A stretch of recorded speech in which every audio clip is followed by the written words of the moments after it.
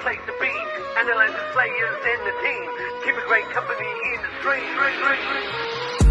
It's a Murali End. Welcome to the show. We're here when you're high. We're here when you're low. Some days you're happy, some days you wanna when happy it's we, when mad it's them. It's the same place, Murali End. Sri Lanka Cricket, we gon' represent. So tell a friend.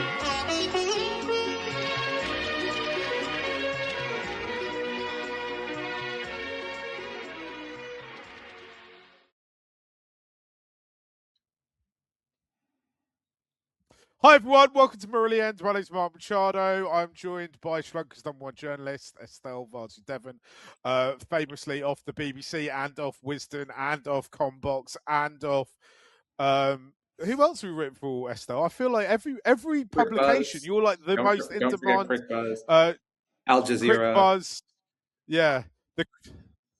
Al Jazeera, yeah, everyone, CNN, CNBC, Fox News, if they've got a piece, I'm sure, on Sri Lanka Cricket, I'm sure Estelle's the one doing it. No, I think there's a few other Sri Lankan journalists who are more of the Fox News bent, but we don't need to get into that. And I'm joined by my cousin, Dominic Machado, across the pond, who's the professor of cricketology. We're gathered today to talk about something a bit more pleasant than the men's early departure from the World Cup. We're talking about the women's team, who have just concluded an ODI series in the West Indies. There's a T20 series to come, and we'll be doing coverage on that. Sri Lanka won the ODI series 2-1. Firstly, I've got to congratulate both West Indies cricket and Sri Lanka cricket for getting this on while the men's World Cup was going on, because I think Sri Lanka cricket in particular are great at highlighting the women's game. So it's good that the women have had something, have had matches on while this major tournament's going on for the men. However, I must say it's been really difficult for me to watch it. I have no idea why it's geo-blocked in the UK, but it is. So we've had to be using VPNs and stuff like that. And also the games have been going on almost concurrently with the men's tournament. So we haven't been able to cover it the way that we've wanted to. However, Estelle, we've had a series win. That's good, right? Yeah, it's massive because if our viewers or our listeners don't know, this contributes to who qualifies for the ODI World Cup, right? So to get 2 wins under your belt in that first series against the West Indies, I think it's a big deal, especially because it's coming away from home, right? I think the key thing, and I'm sure we'll talk about it a lot more as we go through this pod, is that you got contributions from a lot of those players. Mm-hmm. So it's really encouraging to see the direction in which the team is going. Of course, not perfect performances, but it was good to see. Like you, Mark, I think I don't think it was available for viewing in Sri Lanka. I couldn't find a way to watch it. So that part is disappointing.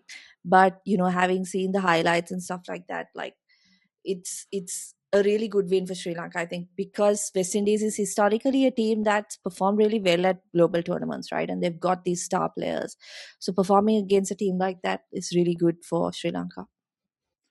Yeah, I was going to just chime in there and say West Indies is exactly the team we're fighting with, or one of the teams we are fighting with for those automatic qualifications, so we don't actually have to go through the qualifiers. So getting a win against them is huge, right? Because those are the teams you view as your peers and as your equals. So you're thinking, okay, I want to split the points. So getting any type of win is a huge, huge deal. Do we know, because I was trying to find this out and I couldn't find it anywhere, who's actually gone with the team in terms of, we know that Ramesh was taking the side for a few years now, was stepping down as head coach. We saw the advert looking for a new head coach. Do we know if they've successfully got someone in that position? Do we know who it is? Because I can't see anything. I don't think there's anything official out there, right? Yeah, because it's nothing official is out there, but also that was the same thing with Ramesh, right? I don't think there was ever a press release to say he's the head coach. He was at the high performance center. I don't know if there was a press release to say he's taking them on an interim basis, but he was there for years, right? Yeah, there definitely wasn't even that interim press release. I know that for sure because I remember me and you talking about it at the time, and I think we got clarification because I think you went and asked him about a game. Like, are you the head coach? That's why you're Sri Lanka's #1 journalist, Estelle, breaking stories. What what a situation to be in. I mean, just adds to the hilarity. Anyway, Dom, we talked about some big performances. I think one of the first things that kind of stands out for me when you look at the scorecard is Hasini Perera has moved to the top of the order now, and Vishmi is slightly further down. But Vishmi seems to be kind of relishing batting further down the order, right?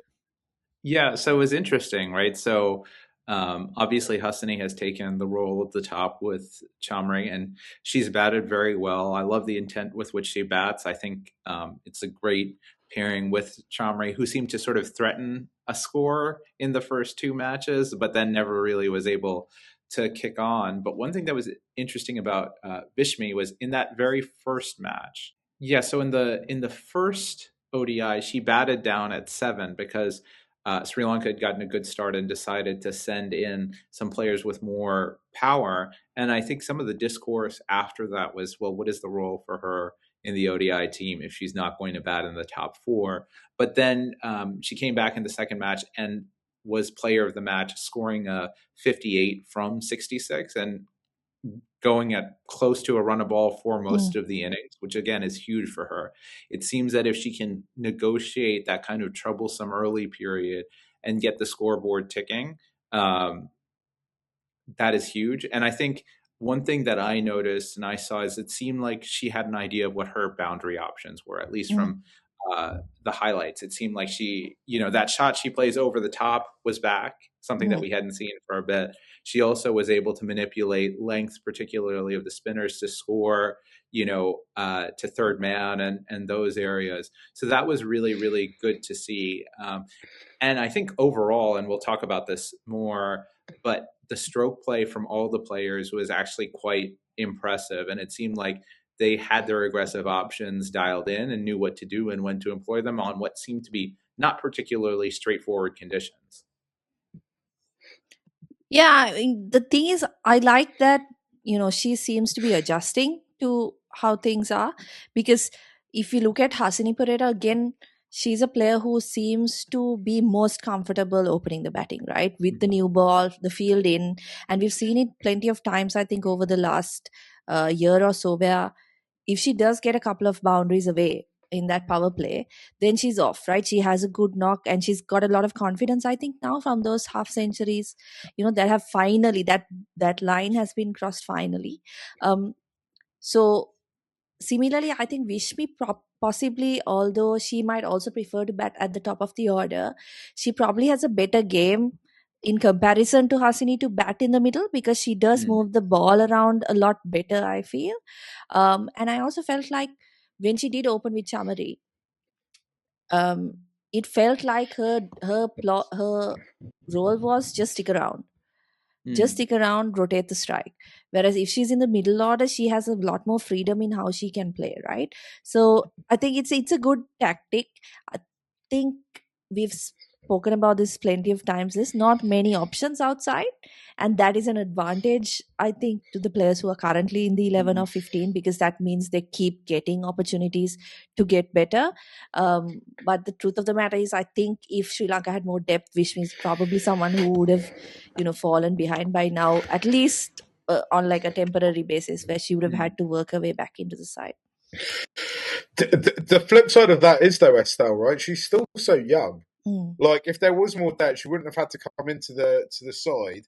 I think two other things from the batting that are worth mentioning, and we will get onto the controversy. We will get onto the Andrew Dotton dismissal, because I think there's a conversation we need to have about Sri Lankan cricket and the nature of the appeal.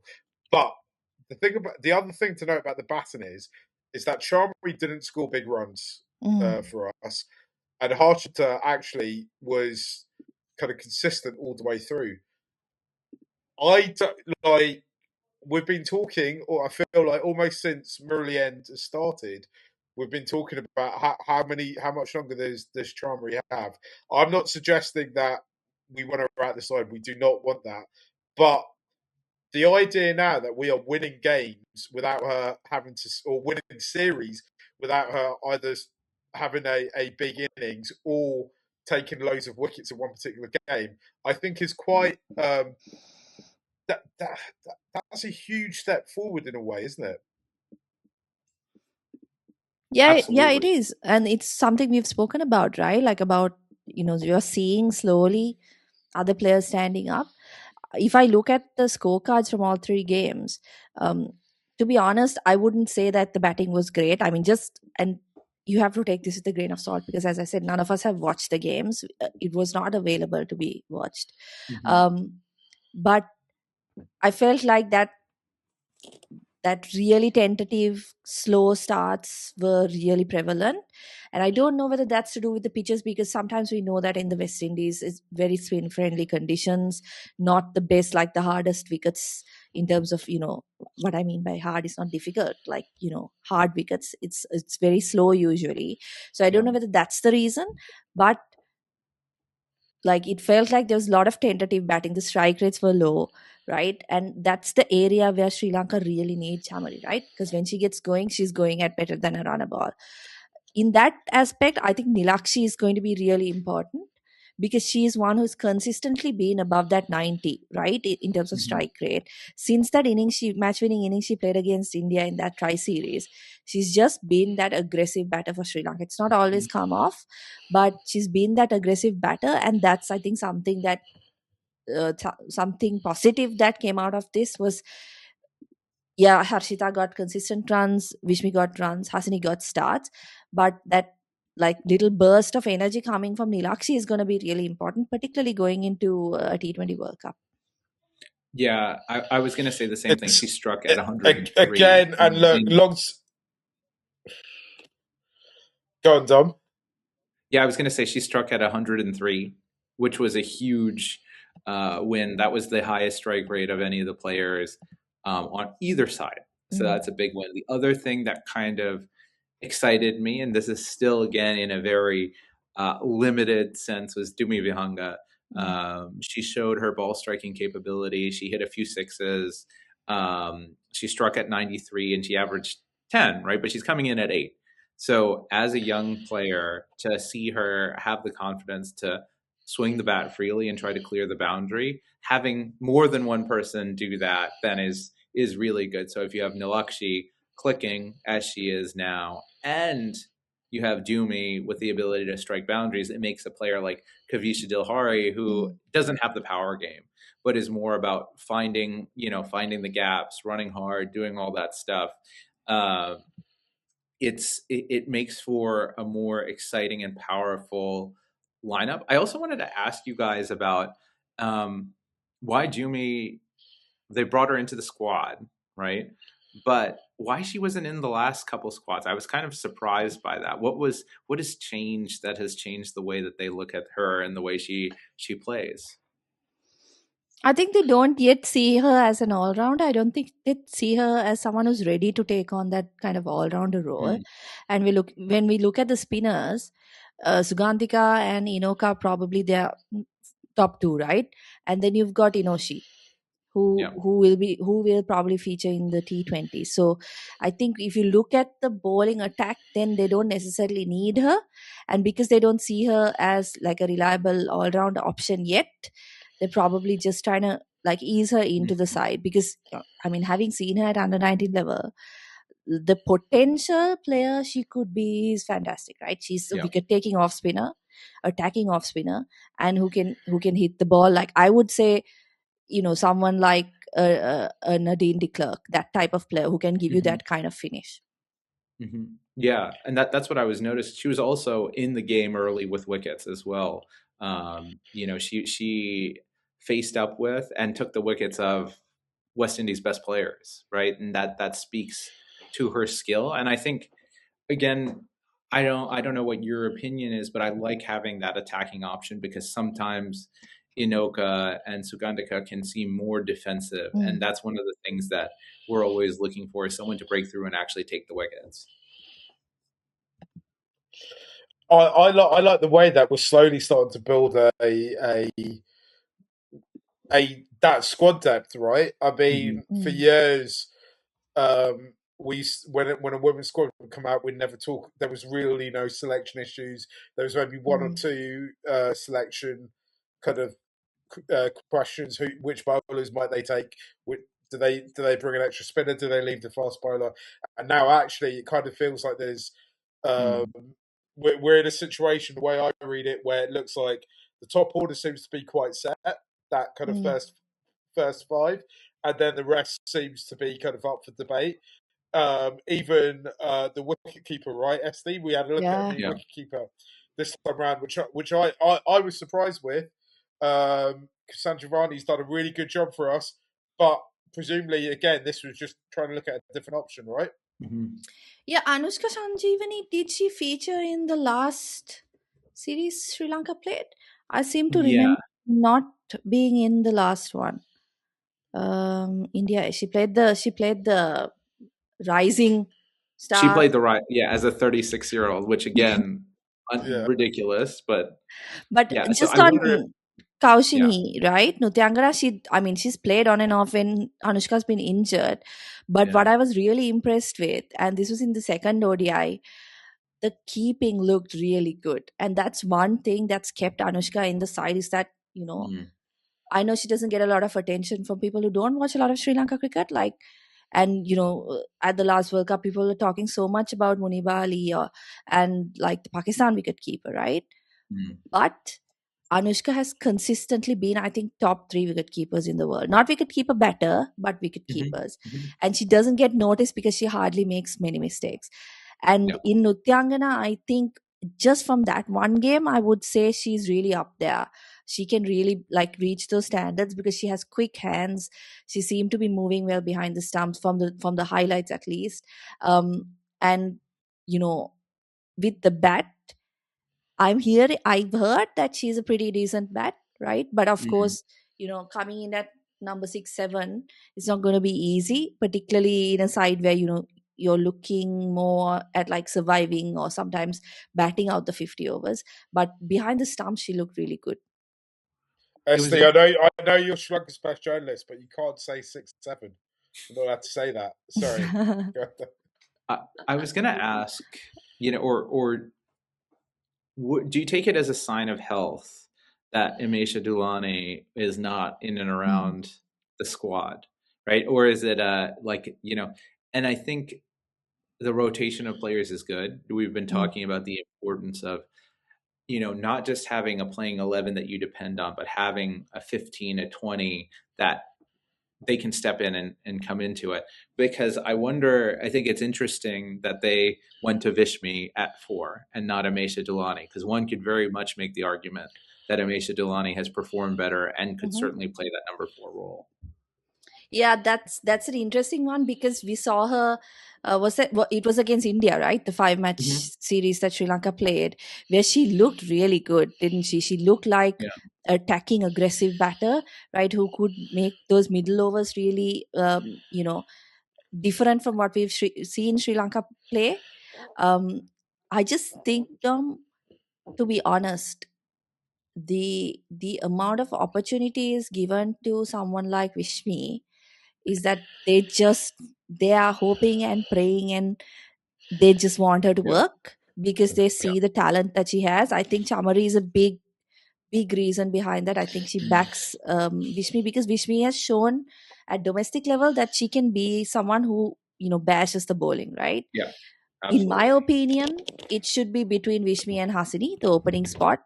And that middle order spot should go to either, if it's Imesha Dulani, her, or whoever the other batters are waiting in the wings. And those two should fight it out for the opening spot. But given the way they've given opportunity, even Hasini, right? And we've spoken about this before, the amount of opportunities, chances she's given until finally she came good, it's because they really believe in their talent. And I know Rumesh has spoken so much about Hasini, talking about her being really gifted and all of that. That's all well and good, but it has to come with runs and it has to come with we have to see it, performances. right? Because, like I've said before, none of these bilaterals are kind of times that you can really experiment, because everything has, like, there are stakes. Like this series, it matters towards World Cup qualification. And during the last cycle, we actually beat West Indies 3-0, right? And that was one of the reasons that we qualified directly without having to play the qualifiers. So you don't really, even if you're 2-0 up, you don't get a chance to experiment and give people opportunities, right?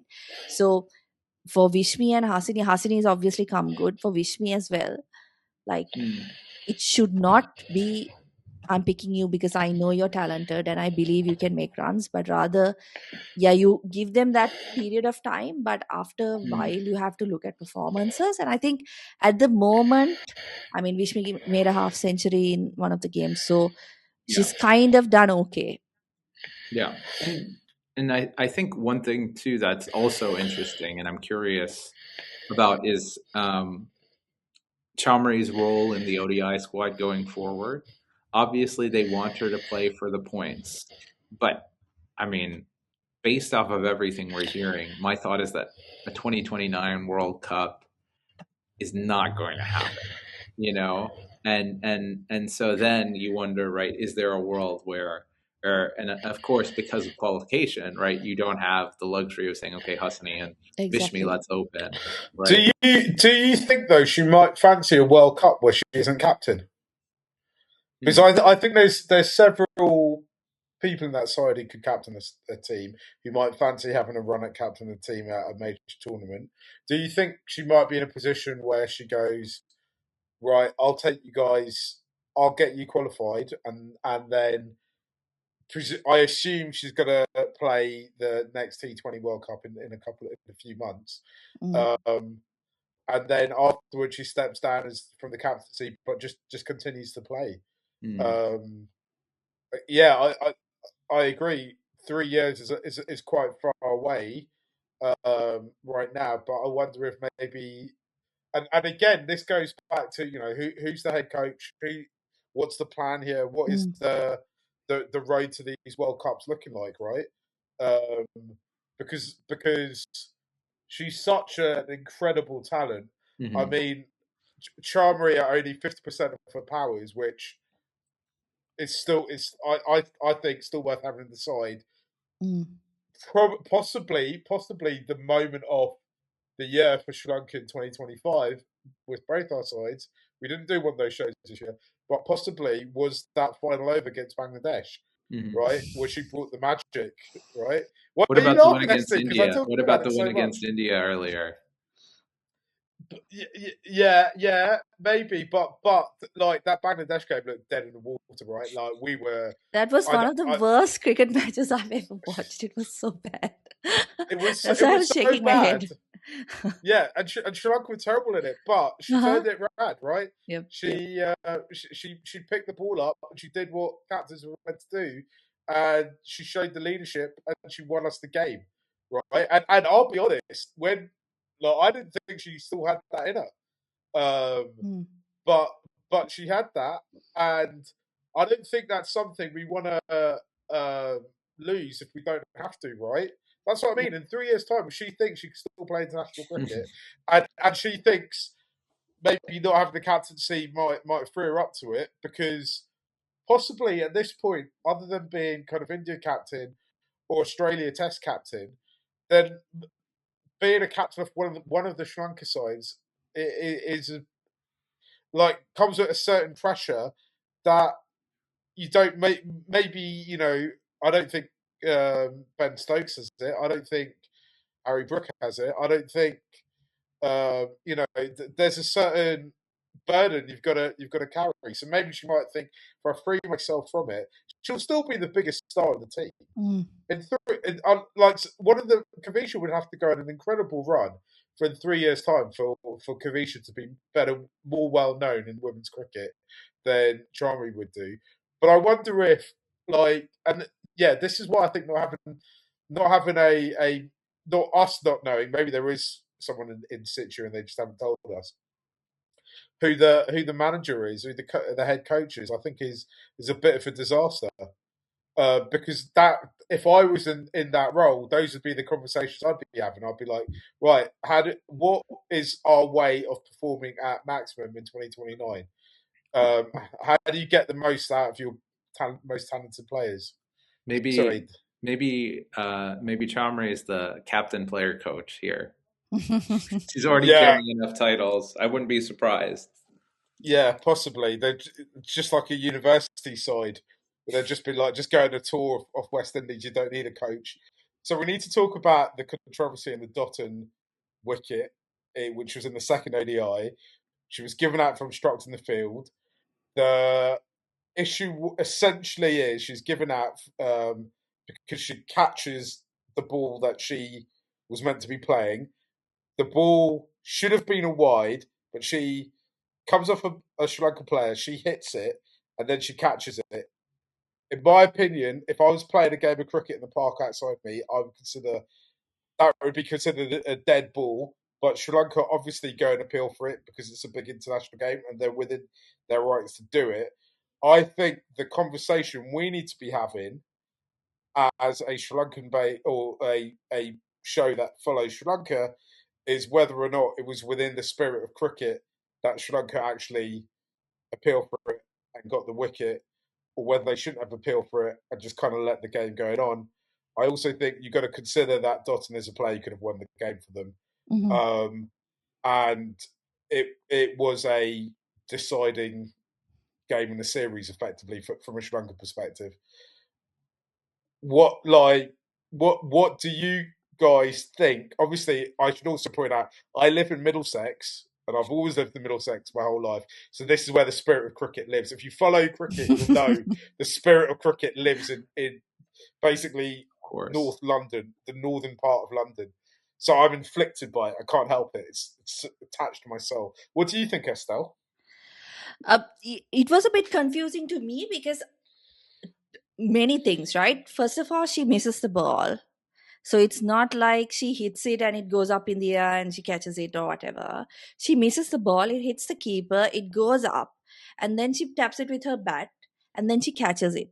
I think in that moment she was like, oh, if the keeper catches this, is it out, right? Because you're just reacting to what's happening. And the Sri Lankans appeal. I don't think the Sri Lankans knew what they were appealing for, but they just appealed because that's just not something that happens often, right? So anyway, the MCC clarified that it is out obstructing the field. This is a line in wisdom. Okay, it says that in this instance, while the delivery was called a wide, an argument could be made that had the wicketkeeper caught the ball off the rebound and had replay shown contact with the bat when the ball initially passed Dotton, she would have been out caught. So her act of catching the ball herself could be seen as a willful obstruction in that regard. So that is the ruling, I think, according to the MCC as well, is that like she's obstructing the fielder, right? Because I wasn't sure whether it was handling the ball or obstructing. In terms of spirit of cricket, I don't think it's such a it's a thing that in the women's game is such a big deal, because you would see the run out at the non-strikers end very frequently, or attempts or warnings or whatever being given often, where it's not really something that you see much in the men's game, right? Like you hardly see even warnings being given. I know Sri Lanka would do it 100%. They would do it. I've seen them attempt it. I'm not sure if they've done it, but I can't immediately recall if they've done it, but they would 100% attempt it. The idea is there are rules or there are laws of the game.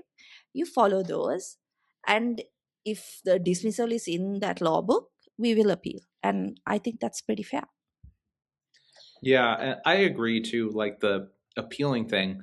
Come on, how many times have we seen people appeal when the ball has been hit, when pitches, when it clearly cannot be out, right? This was a situation where we don't really know what happened. There was an appeal and it was called out. I think that's totally okay. I think it doesn't seem like there was too much bad blood between the sides, right? Like, I think that's also part of it, is this idea that cricket has to be played a certain way. I think these are teams that are just going out there, going to try to get points for the women's championship and thinking about that. A funny anecdote. end with. Actually, the last time the Sri Lankan men were in the West Indies for a tour, there was a player who was given out obstructing the field as well. So maybe it just has to do with the teams that are playing and where they're playing, because I found it pretty funny to have that. This is Gunatilaka, right? Yeah, this is Gunatilaka. Yeah. I think maybe Potham's first white ball game that he ever played as well. So and it was Pollard? A long way back. Yeah, against Pollard. Yeah. So very funny set of circumstances that it happened again in that place. I mean, we've seen a lot of strange dismissals. We saw hit wicket earlier this week, and now we see it in the field. Nothing will ever beat Timed Out, though, isn't it? We should really, we should have renamed this podcast Timed Out, the Sri Lanka Cricket Podcast, right? And also, I mean, sorry, just dwelling on the Timed Out for a moment. If there was one team in the world that was going to get timed out, it was going to be us, wasn't it? It was definitely going to be us. Just going back to the kind of spirit of cricket debate, though, because I was joking earlier about the fact I live near or live in. I don't live anywhere near Lords, but living over here, I'm infused by it. I kind of feel like actually Sri Lankan women more so than the men, are totally in their rights to go, do you know what? Fuck the spirit of cricket, because the spirit of cricket really doesn't help us out, right? That much. If the spirit of cricket existed, there'd be more than one Sri Lankan player in the BBL. There'd be more than one Sri Lankan player in the 100 and in the IPL. There'd be our women's team in particular would get supported so much more from the rest of the world. Not and forget whatever sins SLT might have committed, but I think it's I like it when I see teams play hard cricket. I like their motion. It fires up inside me as well. So yeah. More power to forgetting the spirit of cricket, and also appeal for everything and anything, right? Yeah. Like, I mean, I genuinely, if I was playing, I would not have known what to do, because it's not something you come across, right? Just hitting the ball twice, I would have appealed. If she had caught the ball, I would have appealed. But this is hitting the keeper, coming back, appeal for everything. I do have some sympathy for Dotton, because it's one of those, when you watch it, you're like, oh, that's it's just total reaction. It's just yeah. The other thing that I found funny about what you guys just said, I'm now choosing to read this as the Sri Lankan women just saying, we don't care about the spirit of cricket because it is a patriarchal, racist, and colonializing institution. That's how I'm reading it, is that it's just like, as Mark said, spirit of cricket has never helped us. We're playing by the rules, and that's how we should play. Yeah, well, the whole concept of it harks back to a time when cricketers weren't paid, right? When it was an amateur thing and it was a game played by gentlemen, and the whole almost part of it is to try and keep the working man or working woman out of it. So there is a large kind of socio-economic, political side of it. I mean, we're not really here to get into it, but I suppose we've accidentally stumbled straight into that, right? Cricket's a professional sport now. There is a huge amount riding on these matches, even if they're stuck behind the worst type of paywall and are totally unviewable to one whole set of fans. These are massively important games. So yeah, don't worry about the spirit of cricket. Let's qualifying for that World Cup is obviously infinitely more important. The spirit lives within the rules of the game, the laws of the game. And guess what? The spirit of cricket is also seeing teams like Sri Lanka battle it out in every single way they can to scrape a victory that they need to make the World Cup. Yeah, exactly. That is the real spirit of cricket.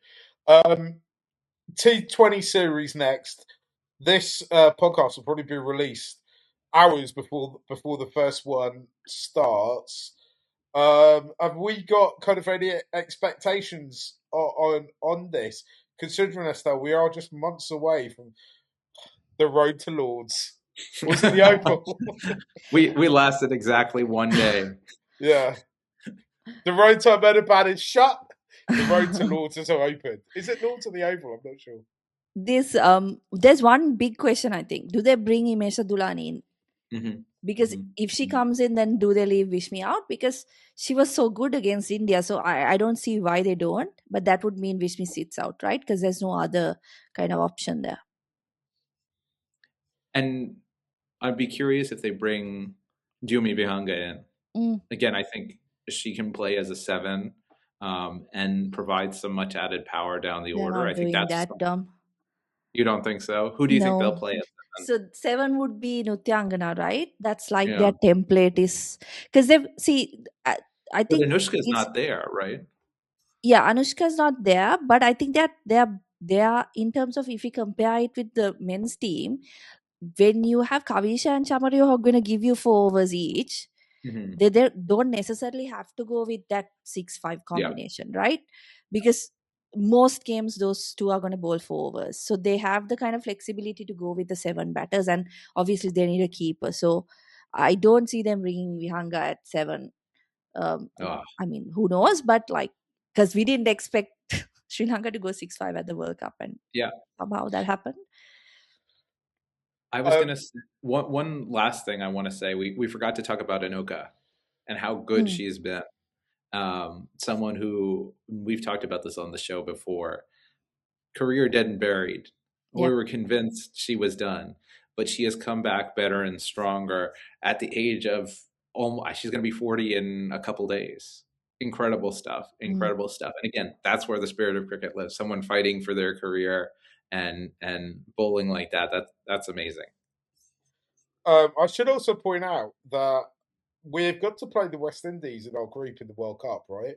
So, and our group, like weirdly, if it wasn't being played in England, you'd think this is a fantastic group because we've got England, Scotland, Ireland, the West Indies, and New Zealand. And obviously, 2 teams progress. So you kind of feel like if you get a result against the West Indies or New Zealand, and then you kind of feel like maybe Ireland and Scotland should be kind of beatable, and you almost don't have to think about playing the host England. Except in England, Ireland are a totally different proposition because the wicket, it's the only place where the wicket's playing exactly the same.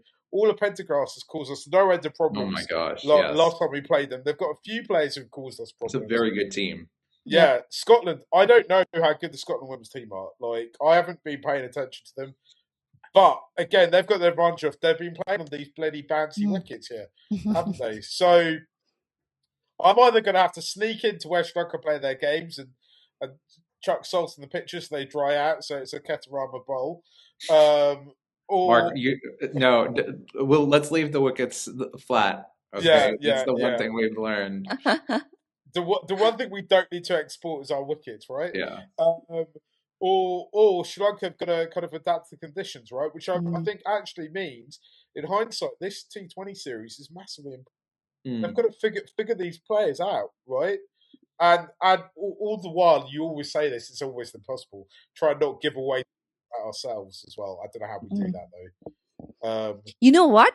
We should ask Zimbabwe, because they were horrible during the warm-ups the men's team, right? They were horrible during the warm-ups. Yeah. And then they turn up to the tournament and suddenly Brad Evans is like the best death bowler in the world. And blessing Muzrabat, it's always been good, but he was fantastic. Sikandar Raz is getting runs. I almost call him Paul Bennett. Brian Bennett getting runs. But they looked so bad during the warm-up. So maybe we should get some tips off them, because you're right, this series is going to be important. And I think a lot of teams make the mistake of thinking that Stefani Taylor and Hayley Matthews are the only 2 players in that side, whereas someone like Kiana Joseph can do massive amount of damage. And they're consistently a team that has done well in tournaments, right? Even at the World Cup in Dubai, they were consistently pushing top teams. So you can't take West Indies lightly. Sri Lanka will want to kind of get as close to their best 11 as possible, I think, in these 3 games. Yeah. And also, don't be afraid to try things, too, because I think this is the time to do it. right? Like, you're not losing any points by losing these games, right? It's the road to Lords, isn't it? We're going to be there every step of the way. Brilliant. You go, don't laugh. We are going to be there. We Like are. the one thing, If I get the one visa. thing I can. Yeah, if Estelle gets a visa, she'll be here. Dom, you like me and you went and had mutton rolls in Lords last year. They serve mutton rolls there. We are so going to be there. The road to Lords. Murali End's on the road to Lords right now. The women's team are on the road to Lords with us, or we're with them, or whatever. I'm instantly so excited about it, but I've got to be right because what else have I got going on? You're not excited for the game tomorrow, Mark? Gosh, yeah. Estelle Perera 100 loading in the dead rubber of the World Cup. Yeah, I mean, but guys, you have to. I mean, I'm trying to take a leaf out of Mark's book. Like, you have to look at the silver linings that we still can have an impact on this tournament, right? Yeah. We still get to decide who goes into that semi-final, and we get to decide whether that semi-final is played in Sri Lanka or not. Yeah, I saw some interesting tweets about Sri Lanka throwing the game so that Sri Lanka can benefit economically from having another semi-final. That IMF bailout money needs to be paid back, right? So we might as well do something for it. Yeah, gosh, I don't know. But South Africa have ruined our plans by beating India. Because if India finished number 1 and Pakistan finished number 2, that semi-final would be in Colombo. Have to be in Colombo, yeah. I mean, I guess it's still possible for the semi-final and the final to be in Colombo. Mm-hmm. Yeah, it's a prisoner's dilemma. The road to Ketarama. Yeah. Yeah, the road. The road is not Ketarama. I've spent about a year talking about the road to Ahmedabad. It turns out the road was only ever coming back round to Colombo. and in the most tragic. Team Sri Lanka could still possibly make it. Yeah. In the stands. Somehow Sri Lanka are there. They've injected themselves into it. And AKD will be on the podium, Mark. Yeah, AKD will be in the golf cart. Right. Oh, it was so close. My vision was so close. Now all I've got to look forward to is AKD at Lords. Like, can you imagine? That'd be so much fun. Guys, we'll leave it there for today. We'll be back at some point. We're going to be back a lot. Yep. Depending on when you're watching this or listening to this, we'll be back after the game. I might not be back, not because I don't want to be back. I do want to be back because I'm going to actually I'm going to do some real work, which doesn't involve chopping onions. Some real work with actually an ex-professional footballer, former professional footballer.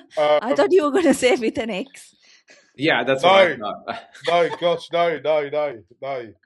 A former professional footballer, which I can't talk about at the moment. But Murali End will be back in some capacity after the Pakistan game. And then I think early next week, we'll be back talking about the Women's T20 series. And then we've got an Afghan series in the UAE.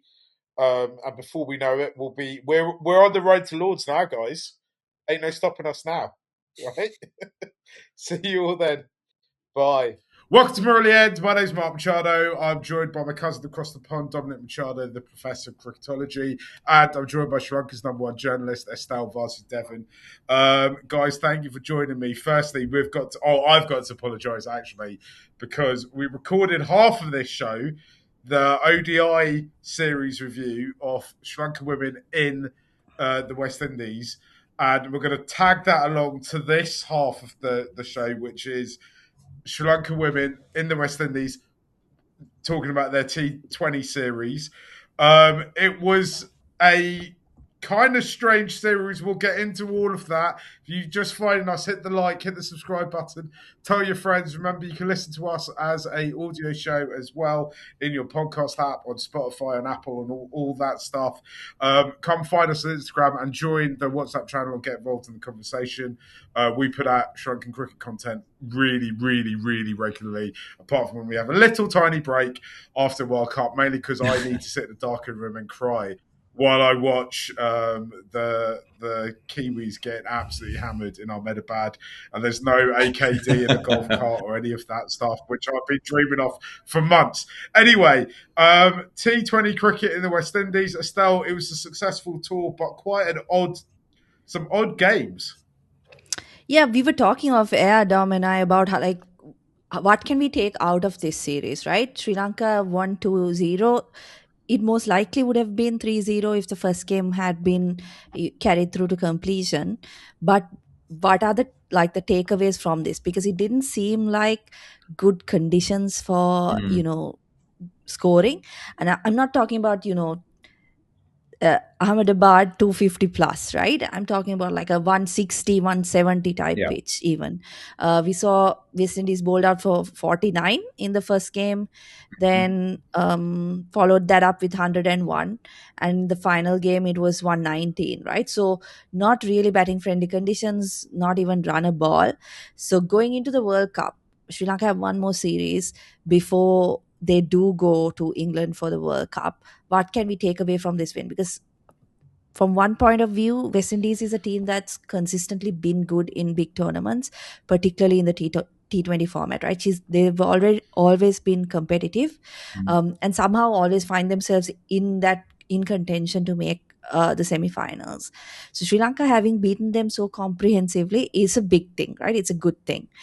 But at the same time, these conditions don't really allow you to kind of, you're looking to come to your best 11, right? Do they allow you to do that and kind of make use of the games that you have in hand? I'm not too sure about that. Yeah, I agree. Yeah, Dom, what was your take I on think, that? Playing West Indies where 100 is par is kind of not the ideal preparation. We know that our team can play well on those pitches where it's slow and low. They're used to playing that way. We know that Inoka and Sugandika can take full advantage of the conditions. So that is a little bit troubling to me. I don't think that's what we're going to see in England for the World Cup. I think it's going to be a different setup. I think it's going to be batting friendly pitches. And I think we're going to have to learn how to score at a high rate. And I think when we step back and sort of look at this team and what its next step is in its development, it is playing the Englands, the Australias, the Indias in those big matches on the World Cup stage to a level, right? And then winning your matches against the Pakistans, the West Indies, the New Zealands, and things like that. So it's good from a confidence perspective. I'm glad they got the win. It seemed like the girls were very happy about it, and they took a lot of joy in playing cricket and in doing well and thriving against what is a quality opposition. But I think the positives that we take from the series have to be a bit measured based off of what we learned. And I think one of the other aspects that we've learned is that this 11 is not quite as settled as we thought it was. So one of the things that I took away from it was Chamari gets player of the series, but I still think that now that there's kind of competition for places, which is another way of saying that it's not a settled 11, it kind of also feels like people are chipping in as well, right? It, like, if you take Chamari out of this series, I still think Sri Lanka could possibly win it. It's not I don't want to say the rest of the team is catching up, but the rest of the team are kind of chipping in a bit more than they're maybe used to chipping in. I don't know, is that a fair assessment, SD? Or am I being is it totally wrong that I initially go straight to talking about what Chamari's been doing when I talk about the Sri Lanka women's side? No, I think that's quite fair, right? Like, if you look at the results we've seen, not just in the ODI, in the T20 series, but in the ODIs as well, like, there have been not just contributions, but match winning contributions from other players as well. Like, I think from the bowling point of view, right?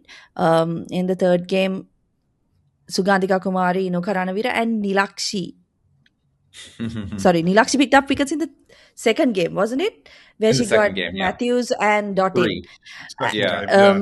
And then, like, you've got players stepping up and playing key roles or leading roles in the side, Mhm. which is what we've been talking about right throughout, right? Like, yeah, you've got support players, but can players like step up and play like a Mhm. match winning knock, or get that kind of innings in? And like in the third game, Hasini gets a half century, Imesha Dulani gets a 30 something. So although Chamari gets runs, and obviously her contribution is important to the team, all round contribution, because she bowls like almost Mhm. 4 overs in nearly every game, right? It's important, but you're seeing other players slowly stepping up and giving you those leading role performances, which is good to see. Yeah, I was going to say the couple of things that Malky Madara continues to impress. Mhm. She took 5 wickets in the series. And I think finding someone who's an opening bowler who's capable of taking wickets, and she's a very smart bowler. It seems like she's very thoughtful in how she constructs her overs, how she tries to work batters out. We talked about those opening overs and prizing out a few wickets being very key for this team going forward. So she's kind of staked that role for herself. And then Imesha Dulani, I thought she totally looks the part at number 3. She Mm, has a nice blend of aggression and skill. She looks a proper batter who can handle the T20 format. She doesn't look like the type of player who's going to get bogged down. She will score and score fairly quickly. And that's kind of what we saw in that third and final game with that quick fire. And finally, the thing I'll add about Chamri is we've seen her score in the recent past, but not at this clip. I thought it was really impressive that in those last 2 games, she had been scoring around 150 on pitches, which Estelle said weren't really suited for that kind of batting. She played clean strokes. I think that pairing between Hasini and Chamri has been working really well at the mm, top. I think Hasini gains a lot of confidence from playing up top and playing with Chamri. And I think now Chamri is realizing, okay, I can trust Hasani on the other end, and so I can go after the bowling a little bit. I think in the last 2 World Cups, some of the failures of the top order players had made Chamri go back into her shell and not play as aggressively as she usually does. And we know that's when she's the match winner, when she can blast you out for 100 from 60 balls or score at 150. I think that's a huge, huge plus. So having those players who can allow her to play her natural game is huge. I know Malky Madara is one of those players that they, in Sri Lanka cricket, the people who look after the women's side think is the kind of future of this team, right? They think that she's going to be a wicket taker for a big wicket taker for them for the next few years. So it's great to see them coming together. It's great to see them doing it in different conditions around the world. However, there is just one Bangladesh series coming up. And then there's kind of I think, doing kind of quick rubbish boy maths, there's about 6 weeks between that series and the World Cup starting. They get to England. There'll be some warm up games, but it's going to be on English green tops, early part of English summer. Have Sri Lanka Cricket set the women's team up to fail yet again going into another major tournament, Estelle? uh, it's difficult to say, isn't it? Like, I mean, given how things are in the global game, right? I don't know whether there's a lot in Sri Lanka Cricket's control in terms of who they're playing leading up to the tournament, because I would think teams like Australia, England, India have already kind of sorted out their schedules so that they're playing um, similar conditions to what they will face in England. Um, I think, I hate to be the kind of person who settles for the bare minimum, but at least Sri Lanka are going to have games, right? Going into the World Cup, whereas like we've had tournaments where they've got like the last World Cup where they Three hadn't months, yeah. played in months. So that's a good thing. Just on Malki as well, I think the ability she's shown to kind of adapt to conditions is really impressive to see. She's got a really great slow ball. I think that's where a lot of the success has come, Yeah. um, especially at the death. But seam up, she gets movement. So she's someone who can be effective with both the new ball and the old. But to connect that to kind of the conditions we're likely to see in the UK, I wonder if it was an opportunity to try a medium pace all rounder, someone like Manudi, who they did Hmm. use in New Zealand and who wasn't bad in New Zealand, right? She Hmm. showed that she can be aggressive, kind of a batter with lots of intent, and bowl that kind of medium pace, and fulfill that role as well. So I wonder if there's a missed opportunity there, in that the T20s, you almost have a little more leeway Hmm. to try certain players out.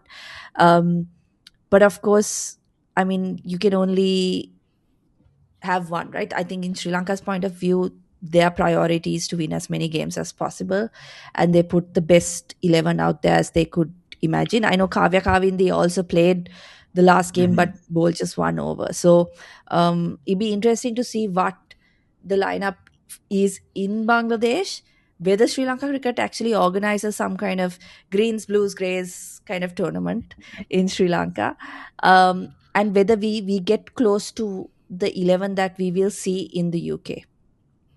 Yeah, I was going to bring that up because I think one of the things that emerges here is that there's a little bit of a weird batting lineup construction here, right? So since Hasini has come to the top, right, batting with Chamari, and Imesha Dulani taking that role as number three, okay, we have Harshita at four. Vishmi, obviously incredibly talented cricketer, someone well worth investing in, has been slotted in at that five spot. And my immediate question is, well, what is she doing? What is her role there? Right? She comes out at five. Mm. Is she going to come out at five? Is it only in the case of a massive collapse that she'll come out at five? How do we understand her role in the side?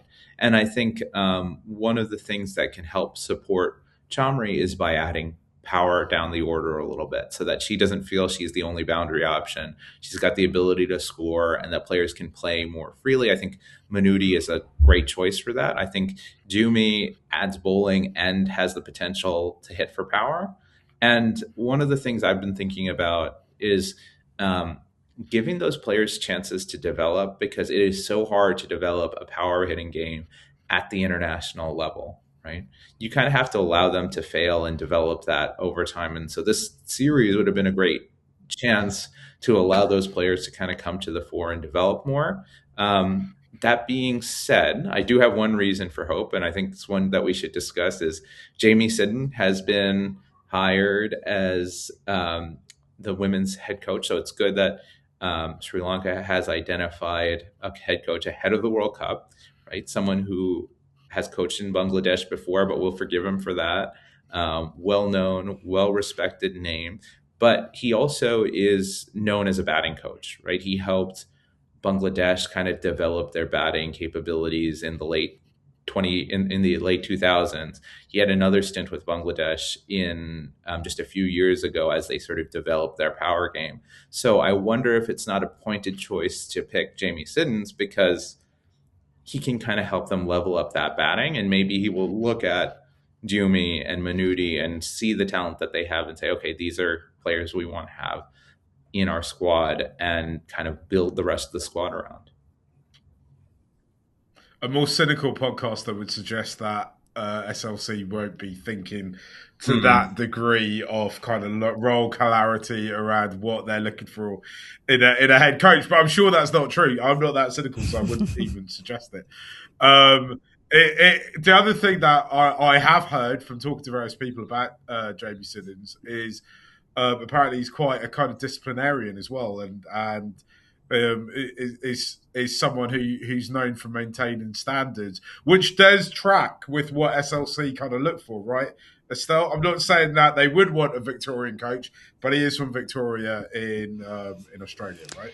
It's interesting to me because, like the two previous coaches that Sri Lanka, the women's team has had, Rumesh and Hashan, they're both very like fatherly figures, right?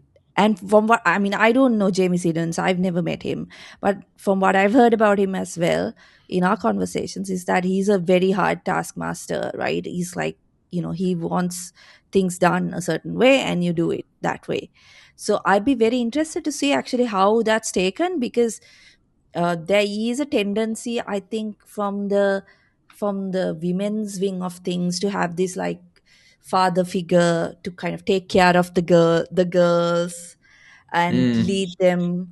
That kind of attitude seems to be something that we've seen in the past, and something that um, at least in the case of Rumesh Ratnayaka, the players have responded to well.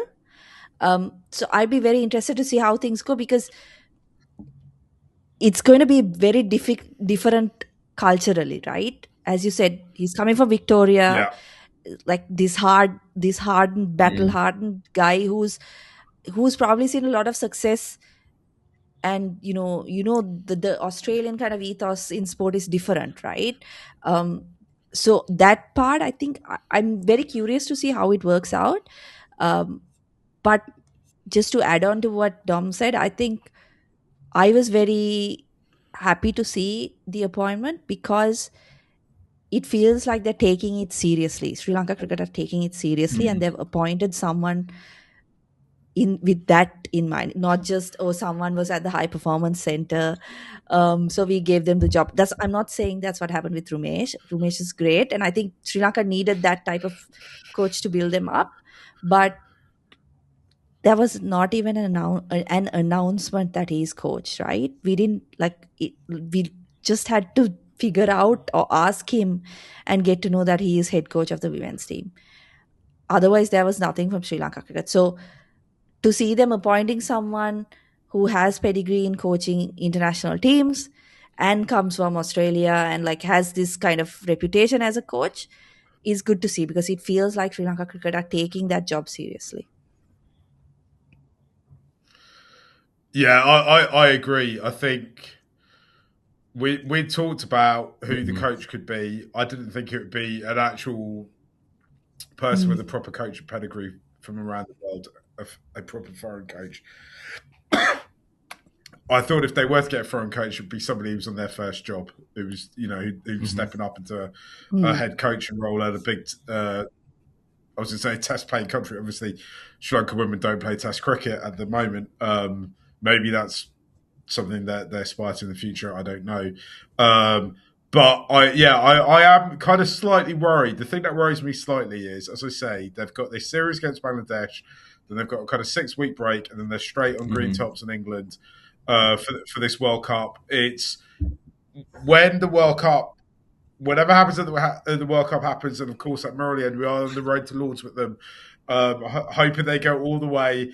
And we'll be backing them every moment of the way, and hopefully there's a possibility, an outside chance, that all 4 of the kind of main Murali Enders might be in the UK at the same time for it. But and that'd be absolutely great. But I worry if they don't have a successful World Cup and they've got this new foreign coach, is he the one who ends up taking all the blame, even though realistically Sri Lanka Cricket haven't organised any fixtures for them for 6 weeks leading up into it. They appoint him effectively 3 T20 games before the actual tournament starts, and then they'll be like, where's the improvement, right? So the worry for me isn't that he's a bad coach or this is a bad set of players, but it's what's the expectations, considering the setup that he's been thrown into and everything that is happening around it, right? Because we know what the people around the cricket teams are like.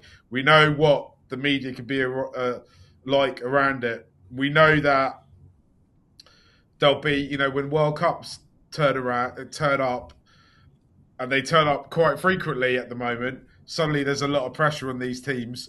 And even though nobody in Sri Lanka could even watch that West Indies series, it becomes quite a big deal very quickly. Anyway, I think we can also wish them all best of luck. I was going to say, also the appointment is for 1 year, right? He's starting 3 matches before the T20 World Cup, and his tenure ends before the 2027 Champions Trophy.